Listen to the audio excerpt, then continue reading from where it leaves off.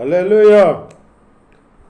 మహాగణుడా యెహోవా, మహోన్నతుడా యేసయ్యా, ప్రభు ప్రేమనాలు నింపుటకే దిగివచ్చినావు మహిమతుడా. మహాగణుడా యేసయ్యా, మహోన్నతుడా యేసయ్యా, ప్రభు ప్రేమనాలు నింపుటకే దిగివచ్చినావు మహిమాత్ముడా. తిత్మమై జీవించువాడవు, కీర్తించి గణపరుతును, స్తుతించి ఆరాధింతును, నీకే నా ఆరాధన. హల్లెలూయా. ఎలోహం ఎల్ సద్దా దేవుడవు, ఎబెనెజరు నీవే. మహాగణుడా యెహోవా, మహోన్నతుడా యేసయ్యా, ప్రభు ప్రేమనాలు నింపుటకే దిగివచ్చిన మహిమతుడా. ఐశ్వర్య ఘనతలు దయచేయువాడవు నీవేగా, నీవేగా. నీ మందిరములోని మేలులతో నింపేది నీవేగా నా దేవా. నీవే భూమాకాశములను పట్టజాలని దేవుడవు, నీవే సమాధాన ప్రభువై ఏలే మహారాజువు, నీకేతి కీర్తింతును. ఎలోహం ఎల్ సద్దా దేవుడవు, ఎబెనెజరు నీవే. స్తుతి ఘనత మహిమ నీకే. మహాగణుడా యెహోవా, మహోన్నతుడా యేసయ్యా, ప్రభు ప్రేమనాలు నింపుటకై దిగివచ్చినావు మహిమాత్ముడా. హల్లెలూయా. దేవుడి స్తోత్రం. మీ అందరికీ అన్నారు. దేవుడు మాట్లాడిందాం సేపు. దేవుడి సన్నిధికి వెళ్ళామంటే కాదు, వెళ్ళి భక్తి చేస్తున్నాం, వస్తున్నాం, ప్రార్థన చేస్తున్నాం అని తృప్తి పడితే ఎట్లాగా మనం అట్లా ఉండకూడదు. దేవుణ్ణి అడిగి పొందుకునే బిడ్డలుగా ఉండాలి. ఏది అడిగినా ఇచ్చే దేవుడు మన దేవుడు, ఏం దేవుడు కాదు. నువ్వెంతకు పనికిరాని వాడువు, నీకు నేను ఇత్తమేంటి, నేను నీకు ఇమ్మనా అనే దేవుడు కాదు. నువ్వు నీ విశ్వాసాన్ని బట్టి నువ్వు దేవుణ్ణి అడిగిన ఎట్లా అయితే అడుగుతావో అట్లా దేవుడు నీ విశ్వాసాన్ని బట్టి నీ కార్యం చేస్తాడు, నీకు ఇస్తాడు, సమృద్ధిగా ఇస్తాడన్నమాట. ఆత్మ లేని దేవుడే అని చెప్పాడు. ఆత్మ లేని వాడు నా వాడు కాదు అని చెప్పాడన్నమాట. పరిశుద్ధాత్మ కలిగి ఉండాలి.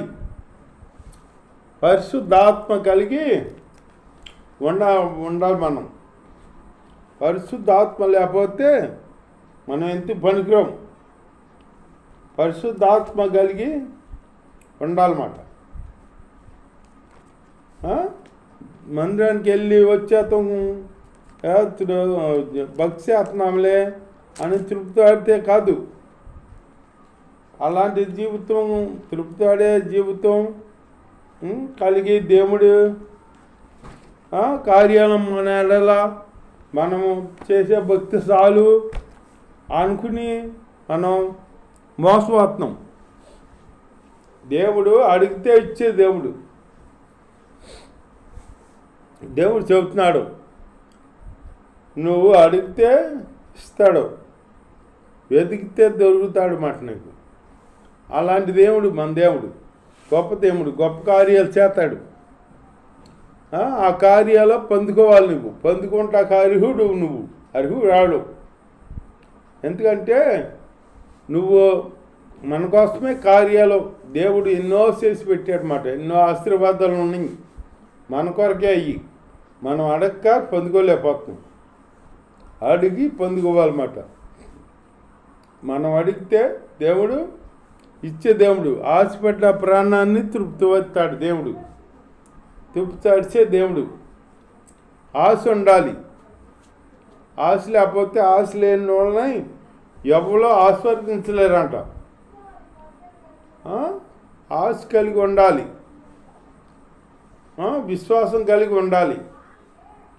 ఆ రెండు లేకుండా దేవుడు ఏదో భక్తి చేస్తున్నాం, మనం ఏదో ఆశీర్వాదం పొందుకుంటాంలే ఈ లోకంలో అనుకుంటే కాదు. దేవుడు రాజ్యానికి మనం సిద్ధపడాలి. అలాంటి ప్రార్థన మనం చేయాలన్నమాట. దేవుడిని అడిగి పొందుకోవాలి. బైబిల్లో ఒక ఆయన ఉన్నాడు, దానియేలు భక్తుడని ఒక ఆయన ఉన్నాడు. ఆయన్ని రాజు అంటున్నాడు. రాజు ఇది ఇతను పరిశుద్ధ దేవతలో ఆత్మ కలిగినవాడు అంటున్నాడు అనమాట. పరిశుద్ధ దేవతల ఆత్మ కలిగినవాడు దానియేలు. దానియేలు పరిశుద్ధ ఆత్మ కలిగినవాడు అన్నమాట. మరి నువ్వే ఆత్మ కలిగి ఉన్నావు, నువ్వే ఆలోచించుకో. నువ్వేం ఆత్మ కలిగి ఉన్నావు? చర్చికి వెళ్తున్నావు, నువ్వు పరిశుద్ధ ఆత్మ కలిగి ఉన్నావా, లేకపోతే బ్రహ్మపరిచే ఆత్మ కలిగి ఉన్నావా, లేకపోతే అటు ఇటు తిరిగే ఆత్మ కలిగి ఉన్నావా? ఏ ఆత్మ కలిగి ఉన్నావో నీకే తెలుసు. ఆత్మ కలిగి నువ్వు ఉండాలి, దేవుడి ఆత్మ కలిగి ఉండాలి. ఆ ఆత్మ ఈ ఆత్మ కలిగి ఉన్నావు అనుకో, చివరికి నువ్వు నరకానికి పోతావు, పరలోకానికి వెళ్ళవు. పరలోకానికి వెళ్ళాలంటే పరిశుద్ధ ఆత్మతో మనం సాంగత్యం చేయాలి, సంబంధం కలిగి ఉండాలన్నమాట. దేవుడి స్తోత్రం.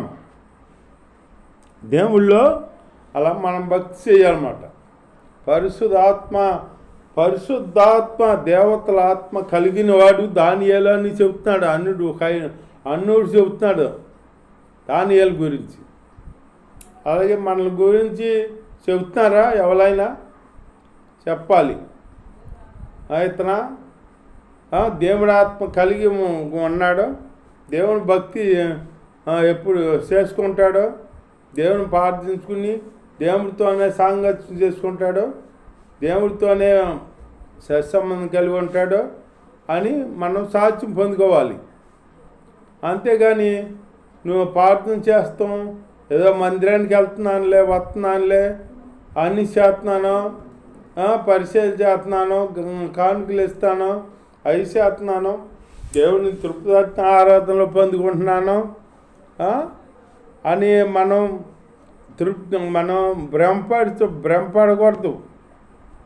భ్రమపడుతూ మనం ఏంటంటే తృప్తి లేకుండా మనం ఏదో భక్తి చేస్తున్నాం, సార్లే ఈ భక్తి అన్నట్టుగా మనం ఉంటున్నమాట.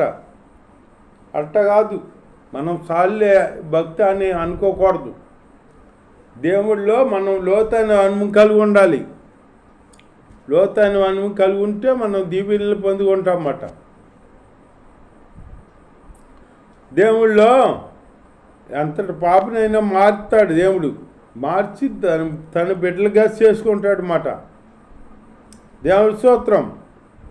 యేసయ్య ఒకసారి బైబిల్లో ఒక ఆవిడ ఉంది, సమరయ స్త్రీ అని. ఆవిడ ఒక బాబు దగ్గరికి వస్తని, యాకోబు బాబు దగ్గరికి వస్తుందని తెలిసి ఆ బాబు దగ్గరికి ముందుగా వెళ్ళి కూర్చున్నాడు అన్నమాట యేసయ్య. ఎందుకు? ఆవిడ మార్తాకి. అప్పుడు ఆవిడ అక్కడ వెళ్ళి కూర్చుంటే ఆవిడ వచ్చింది నీళ్ళు పట్టుకెళ్తాకి. వచ్చి తోడుకుంటుంటే అప్పుడు ఏంటంటే సమరయులు కదా, ఊరు బయట ఉంటారు, వీళ్ళు ఊరు బయటకు తోలేస్తారు సమరయుల్ని, అంటరాని వాళ్ళని. ఆ అంటరాని వాళ్ళ కోసం యేసయ్య వెళ్ళాడనమాట. అంటరాని వాళ్ళ ఎవరన్నా పట్టించుకుంటారా? పట్టించుకోరు. ఎక్కడ ఎందుకు? నా చిన్నప్పుడు మా ఊర్లో బ్రాహ్మలు వాళ్ళు స్నానం చేసి తడి బట్టలతో వచ్చేవాళ్ళు, నీళ్ళు పెట్టుకుని వచ్చేవాళ్ళు. మనం ఎదురెళ్ళామనుకో, ఎడంగుండ్రా చచ్చినట్టు ఎడంగుండి అంటారు. అనేవాళ్ళు మాట. అట్లాగే అట్లా ఎడంగుండా అనే దేవుడు కాదు మన దేవుడు యేసయ్య. పాపనైనా పశ్చాత్తాపం కలిగితే చేర్చుకునే దేవుడు యేసయ్య. పాపని పరిశుద్ధపరిచి పవిత్రపరిచి పవిత్రంగా చేసే దేవుడు యేసయ్య. అంతేగాని పాపి నువ్వు పాపాలు చేసావు, నిన్ను నేను చేర్చుకోను, నువ్వు పనికిరావు వెళ్ళిపో అన్న దేవుడు కాదు. నేను పాపని ప్రభువా, నేను పాపాలు చేశాను, నన్ను క్షమించి ప్రభువా, ఆ పాపంలో నుంచి నాకు విముక్తి కలగజేయి ప్రభువా, ఇక మంచిగా జీవించాలని అనుకుంటున్నాను, నేను నా మనసు కలిగేటట్టు సహాయం చేయ ప్రభువా, నన్ను మంచి మార్గాన్ని నడుపు ప్రభువా అని ఇవన్నీ ప్రార్థన చేసుకోవాలి. మనం చేసుకుంటే దేవుడు నీ మంచి మార్గాన్ని నడుపుతాడు. నీలో పాపాన్ని తీసివేసి నిన్ను పవిత్రపడతాడనమాట. పాపాన్ని వాటికి దేశిస్తాడు కానీ పాపిని క్షమిస్తాడు కానీ పాపాన్ని పట్టుకుని ఉండలేడు కానీ పాపని క్షమిస్తాడు. ఏంటంటే నేను ఇక పాపం చేయను, నా పాపాలు క్షమించి ప్రభువా అని అంటే క్షమిస్తాడనమాట. దానికి ఏంటంటే సాధుసం బైబిల్లో ఒకసారిని యేసయ్య భోజనానికి వెళ్ళాడు. శ్రీమంతుడి ఇంటికి భోజనానికి పిలువబడ్డాడు అన్నమాట. భోజనానికి వెళ్తే భోజనాన్ని భక్తులు కూర్చుంటే ఇంకా భోజనాలు అవి వడ్డిత్తలా. ఈలోగా ఎక్కడి నుంచో వచ్చింది ఒక స్త్రీ, పాపాత్మురాలైన స్త్రీ వచ్చింది మాట. వచ్చిన కాడి నుంచి ఆ యేసయ్య పాదాల కాడ కూర్చుని ఏడుతూ యేసయ్య పాదాల కడిగి కన్నీళ్ళతో కురులతో తుడుతుందన్నమాట, తల వెంట్రులతో తుడుతుంది. పాదాలు కడగాలంటే చెమ్ము నీళ్ళన్నీ కావాలి కదా. మరి ఆ విస్తారమైన కన్నీళ్ళు మరి ఎన్ని ఇస్తుందో మరి ఆ కాలు కడిగిందంట. కాలు కడిగి కురులతో తుడిచి కాళ్ళను ముద్దు పెట్టుకుంటుందంట. ముద్దు పెట్టుకుంటుంటే ఈలోగా ఆ ఇంటికి యజమానుడు భోజనానికి పిలిచాడు కదా యేసయ్యని. ఆ భోజనానికి పిలిచిన యజమానుడు చూస్తున్నాడంట. విచిత్రంగా చూసి అనుకుంటున్నాడు లోన్లో, ఏంటి ఈయన ప్రవర్తన పిలిచావా, ఈయన ప్రవర్తన పిలిచాను నేను, ఈయన ప్రవర్త అయితే మరి ఆవిడెవరో తెలుసుకునేవాడు కదా, ఆవిడ పాపాత్మరాలు అనే స్త్రీ అని తెలుసుకునేవాడు కదా, ఈయన ప్రవర్త కాదా, ఈయన అనవసరంగా పిలిచానా నేను ఇంటికి భోజనానికి అన్నట్టుగా ఆలోచిస్తున్నాడు అనమాట.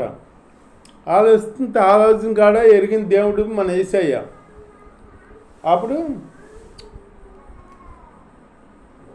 అప్పుడు ఆయన చూసి అన్నాడా, అతను పిలిచి నీ ఇంటికి వచ్చానా, నీ ఇంటికి వచ్చా, నువ్వు కాళ్ళకి నీళ్ళు ఇచ్చావా, ఇవ్వలేదు కదా. ఈవిడ వచ్చిన కాడి నుంచి నా కాళ్ళకాడ కూర్చుని ఏడుతుంది, కన్నీళ్ళతో కాళ్ళు కడిగింది. నువ్వు నాకు నీళ్ళు ఇవ్వలా, తుడుచుకుంటా టవల ఇవ్వలా. ఈవిడి తల వెంట్రుకలతో తుడిచింది, తుడుతూ ముద్దు పెట్టుకుంటుంది. వీడు విస్తారంగా ప్రేమించింది కనుక అమ్మ నీ విస్తారమైన పాపాలు క్షమించవన్నీ అన్నాడనమాట. క్షమించవన్నీ అంటే అతనేమో ఇంకా కోపంగా చూస్తున్నాడు అనమాట. అప్పుడు ఈ పాపని పశ్చాత్తాపం కలిగిన వాళ్ళని చేరదేస్తాడు దేవుడు. నీలో పశ్చాత్తాపం కనపడాలి. పశ్చాత్తాపం లేకపోతే దేవుడు నిన్ను ప్రేమించడం. పశ్చాత్తాపం ఉండాలి, కృతజ్ఞత ఉండాలి.